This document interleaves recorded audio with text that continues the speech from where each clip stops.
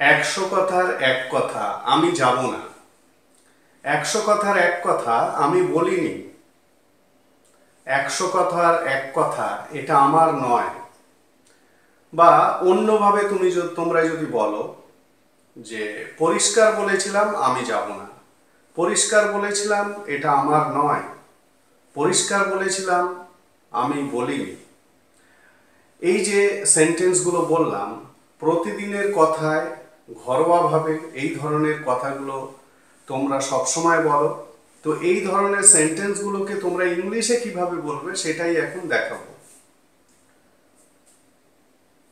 এখানে এই যে একশো কথার এক কথা, এই যে বাংলা টার্মটা ইউজ করা হয়েছে একটা সেন্টেন্সের অংশ, এই অংশটাকে কিভাবে ইংলিশে বলবে এটা একটা জানার বিষয়। এটা জানতে গেলে তোমাদের একটা ফ্রেজ জানতে হবে, ফ্রেজের ব্যবহার, আর কিছুই নয়। আর পরের যে অংশটা আছে আমি যাব না, এটা আমার পছন্দ নয়, এই অংশটা যে কোনো টেন্সের উপর তোমরা তৈরি করতে পারো। ঠিক আছে, মানে এই অংশটা যে কোনো টেন্সের উপর তৈরি করা যেতে পারে।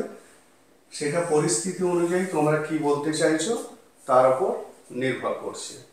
আর এই অংশটা একশো কথার এক কথা বা পরিষ্কার বলেছিলাম, এই যে অংশটা, এই অংশটাকে একটা ফ্রেজ ইউজ করে বলতে হবে।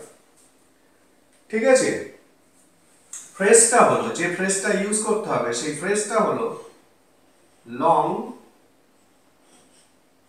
Long story short. এই ফ্রেজটা তোমাদের ইউজ করতে হবে এই ধরনের সেন্টেন্সগুলোকে বাংলা থেকে ইংলিশে বলার জন্য। Long story short. ঠিক আছে, তাহলে একশো কথার এক কথা আমি যাব না, long story short I won't go.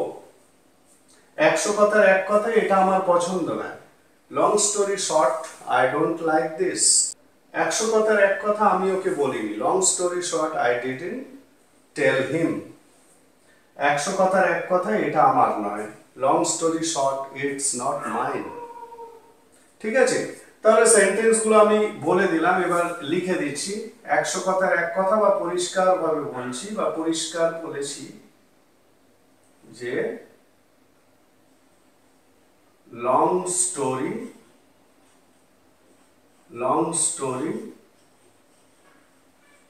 Short আমি যাব না, আই ওন্ট গো। আবার একশো কথার এক কথা এটা আমার পছন্দ নয়, long story short I don't like it. একশো কথার এক কথা, long story short I didn't tell him। একশো কথার এক কথা, লং স্টোরি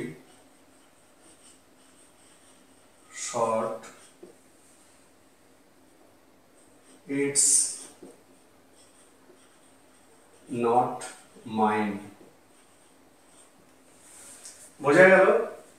তাহলে সেন্টেন্স গুলো খুবই ইজি সেন্টেন্স, প্রতিদিনের কথায় বলা হয় এই ধরনের সেন্টেন্স গুলোকে। তো এই সেন্টেন্স গুলোকে বলতে গেলে আমি আগেই বলেছি একটা ফ্রেজ ইউজ করতে হবে, লং স্টোরি শর্ট। এবং এই ফ্রেজটাকে ইউজ করে পরের যে অংশটা, মানে একশো কথার এক কথা, এর পরের যে অংশটা যে কোনো টেন্সে হতে পারে, যে কোনো টেন্সের উপর তোমরা বলতে পারো। তাহলে সেই টেন্স অনুযায়ী পরের পার্টটাকে তৈরি করবে। তাহলে এই ধরনের সেন্টেন্স গুলোকে ইংলিশে এইভাবে বলতে হবে।